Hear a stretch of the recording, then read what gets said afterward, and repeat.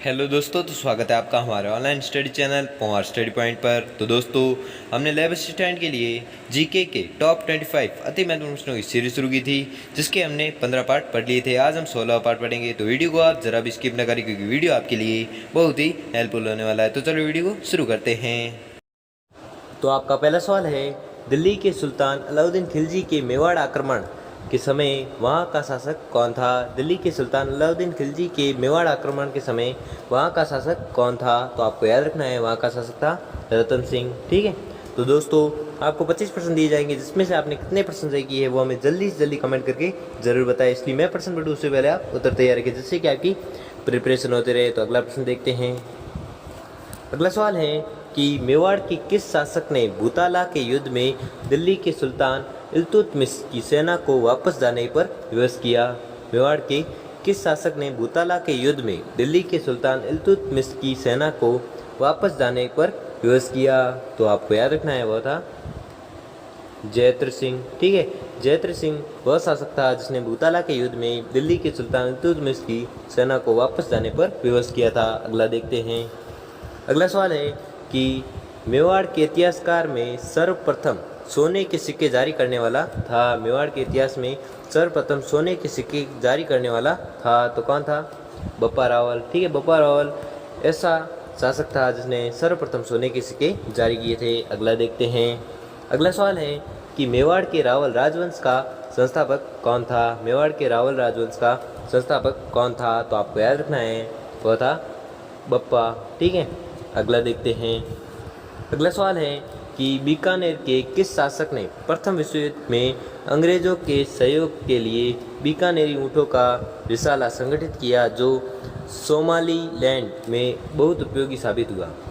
बीकानेर के किस शासक ने प्रथम विश्व युद्ध में अंग्रेजों के सहयोग के लिए बीकानेरी ऊँट का रिसाला संगठित किया, जो सोमालीलैंड में बहुत उपयोगी साबित हुआ? तो वह शासक कौन था? राव गंगा सिंह। ठीक है, राव गंगा सिंह शासक ने प्रथम विश्व युद्ध में अंग्रेजों के सहयोग के लिए बीकानेरी ऊँटों का रिसाला संगठित किया, जो सोमालीलैंड में बहुत उपयोगी साबित हुआ। अगला देखते हैं। तो आपका अगला सवाल है कि बीकानेर के राठौड़ वंश का संस्थापक कौन था? बीकानेर के राठौड़ राजवंश का संस्थापक कौन था? तो आपको याद रखना है, वह था राव बीका। ठीक है, राव बीका था जो राठौड़ वंश का संस्थापक था। अगला देखते हैं। तो आपका अगला सवाल है कि भक्ति रस कवयित्री मीराबाई थी। तो मीराबाई क्या थी? एक राजपूत शासक की पत्नी थी। ठीक है, अगला देखते हैं। तो अगला सवाल है, किस मुगल बादशाह के समय में दुर्गादास के नेतृत्व में राठौड़ों ने मुगलों से लंबा संघर्ष किया? किस मुगल बादशाह के समय में दुर्गादास के नेतृत्व में राठौड़ों ने मुगलों से लंबा समय से संघर्ष किया? तो आपको याद रखना है, वह है औरंगजेब। ठीक है, औरंगजेब मुगल बादशाह के समय में दुर्गादास के नेतृत्व में राठौड़ों ने लंबे समय तक संघर्ष किया। अगला देखते हैं। तो आपका अगला सवाल है कि किस राठौड़ शासक की मृत्यु मुगल बादशाह की ओर से अफगानों से युद्ध करते हुए सीमा प्रांत के जमरूद नामक स्थान पर हुई? किस राठौड़ शासक की मृत्यु मुगल बादशाह की ओर से अफगानों से युद्ध करते हुए सीमा प्रांत के जमरूद नामक स्थान पर हुई? तो वह शासक कौन था? जसवंत सिंह। ठीक है, अगला देखते हैं। अगला सवाल है कि औरंगजेब ने जोधपुर के शासक जसवंत सिंह को 1658 ईस्वी के धर्मत के युद्ध में पराजित किया था। धर्मत किस राज्य में स्थित है? औरंगजेब ने जोधपुर के शासक जसवंत सिंह को 1658 ईस्वी के धर्मत युद्ध में पराजित किया था। ठीक है, धर्मत किस राज्य में स्थित है? तो धर्मत किस राज्य में स्थित है? मध्य प्रदेश में स्थित है। ठीक है, अगला देखते हैं। अगला सवाल है, पहला राजपूत शासक जिसने मुगल बादशाह अकबर की अधीनता मरते दम तक स्वीकार नहीं की? पहला राजपूत शासक जिसने मुगल बादशाह अकबर की अधीनता मरते दम तक स्वीकार नहीं की, तो वह था कौन? राव चंद्रसेन। ठीक है, राव चंद्रसेन वह शासक था जिसने मरते दम तक मुगलों की अधीनता स्वीकार नहीं की थी। अगला देखते हैं। तो अगला सवाल है, मारवाड़ के किस शासक के समय में अत्यधिक कठिनाई से मिली सैमल की विजय के बाद शेरशाह हिंदुस्तान की बादशाह खो देता है? मारवाड़ के किस शासक के समय में अत्यधिक कठिनाई से मिली सैमल की विजय के बाद शेरशाह हिंदुस्तान की बादशाह खो देता है? तो आपको याद रखना है, वह है राव मालदेव। ठीक है, राव मालदेव शासक के समय में अत्यधिक कठिनाई से मिली सैमल की विजय के बाद शेरशाह हिंदुस्तान की बादशाह खो देता है। अगला देखते हैं। तो अगला सवाल है, जोधपुर नगर का संस्थापक कौन था? जोधपुर नगर का संस्थापक कौन था? तो आपको याद रखना है वह था राव जोधा। अगला देखते हैं।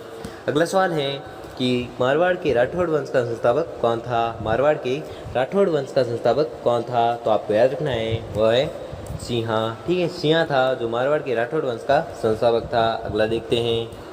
अगला सवाल है, किसने आबू पर्वत पर दिलवाड़ा गांव में 1031 ईस्वी में ऋषभदेव आदिनाथ का मंदिर बनवाया था? किसने आबू पर्वत पर दिलवाड़ा गांव में 1031 ईस्वी में ऋषभदेव का मंदिर बनवाया था? तो आपको याद रखना है वह है विमल शाह वैश्य। ठीक है, विमल शाह वैश्य था जिसने आबू पर्वत पर दिलवाड़ा गांव में 1031 ईस्वी में ऋषभदेव का मंदिर बनवाया था। अगला देखते हैं। अगला सवाल है, भोज परमार की रचना सररांगण सूत्रधार किस विषय से संबंधित है? तो आपको याद रखना है वह संबंधित है स्थापत्य शास्त्र से। ठीक है, स्थापत्य शास्त्र से संबंधित है। अगला देखते हैं। अगला सवाल है कि किस परमार शासक के बारे में यह अनुश्रुति मिलती है कि हर कवि को उसके हर श्लोक पर 1 लाख मुद्राएं प्रदान करता है? किस परमार शासक के बारे में यह अनुश्रुति मिलती है कि वह हर कवि को उसके हर श्लोक पर 1 लाख मुद्राएं प्रदान करता था? तो आपको याद रखना है वह था दारावर्ष। ठीक है, दारावर्ष वह शासक था, वह परमार शासक था जिसके बारे में यह अनुश्रुति मिलती है कि वह हर कवि को उसके हर श्लोक पर 1 लाख मुद्राएं प्रदान करता था। अगला देखते हैं। अगला सवाल है कि मालवा के परमार शासकों में से किसे सबसे महान शासक माना जाता है? मालवा के परमार शासकों में से किसे सबसे महान शासक माना जाता है? तो आपको याद रखना है वह है भोज परमार। ठीक है, भोज परमार है जिसे महानतम शासकों में माना जाता है। अगला देखते हैं। अगला सवाल है कि किस परमार शासक के संबंध में वर्णन मिलता है कि वह एक बाण से 3 भैंसों को बींद डालता था? किस परमार शासक के संबंध में वर्णन मिलता है कि वह एक बाण से 3 भैंस को बींद डालता था? तो वह शासक था कौन? दारावर्ष। ठीक है, अगला देखते हैं। अगला सवाल है कि अरब यात्री अल मसूदी ने किस प्रतिहार शासक के राज्यकाल में प्रतिहार राज्य की यात्रा की? अरब यात्री अल मसूदी ने किस प्रतिहार शासक के राज्यकाल में प्रतिहार राज्य की यात्रा की थी? तो आपको याद रखना है वह महिपाल। ठीक है, महिपाल शासक के राज्यकाल में प्रतिहार राज्य की यात्रा की थी किसने? अल मसूदी ने। अगला देखते हैं। तो आपका अगला सवाल है, निम्नलिखित में से कौन सा प्रतिहार शासक कर्पूर मंजरी के रचयिता राजशेखर का शिष्य तथा संरक्षक था? निम्नलिखित में से कौन सा प्रतिहार शासक कर्पूरी मंजरी के रचयिता राजशेखर का शिष्य तथा संरक्षक था? तो आपको याद रखना है वह था महेंद्रपाल प्रथम। ठीक है, महेंद्रपाल प्रथम वह प्रतिहार शासक वह शासक था जिसने कर्पूर मंजरी के रचयिता राजशेखर का शिष्य तथा संरक्षक था। ठीक, कौन? महेंद्रपाल प्रथम। अगला देखते हैं। अगला सवाल है कि अरब यात्री सुलेमान ने किस प्रतिहार शासक की सैनिक शक्ति और सुव्यवस्थित शासन व्यवस्था सुव्यवस्थित शासन की बड़ी प्रशंसा की है? अरब यात्री सुलेमान ने किस प्रतिहार शासक की सैनिक शक्ति और सुव्यवस्थित शासन व्यवस्था की बड़ी प्रशंसा की है? तो आपको याद रखना है किसकी की थी? मीरबोज की। ठीक है, मीरबोज की सैनिक शक्ति और सुव्यवस्थित शासन की बड़ी प्रशंसा की थी किसने? सुलेमान ने। अगला देखते हैं।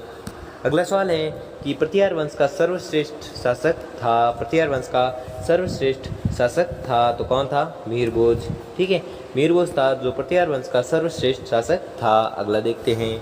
अगला सवाल है कि कन्नौज पर आधिपत्य स्थापित करने के लिए त्रिपक्षीय संघर्ष की पहल किसने की? कन्नौज पर आधिपत्य स्थापित करने के लिए त्रिपक्षीय संघर्ष की पहल किसने की? तो आपको याद रखना है यह की थी प्रतिहार नरेश वत्सराज ने। ठीक है, प्रतिहार नरेश वत्सराज ने त्रिपक्षीय संघर्ष की पहल की थी। अगला देखते हैं। तो आपका अगला सवाल है कि जय सिंह सूरी लेखक थे? जय सिंह सूरी लेखक थे किसके थे? अमीर मठ मर्दन के। ठीक है, अमीर मद मर्दन के लेखक थे कौन? जय सिंह सूरी। तो दोस्तों आपको 25% दिए गए, जिसमें से आपने कितने % सही किए हैं वो हमें जल्दी से जल्दी कमेंट करके जरूर बताएं। और अगर आपको वीडियो अच्छा लगा, आपके लिए थोड़ा सा भी हेल्पफुल साबित हुआ तो वीडियो को लाइक और चैनल को सब्सक्राइब करें। धन्यवाद।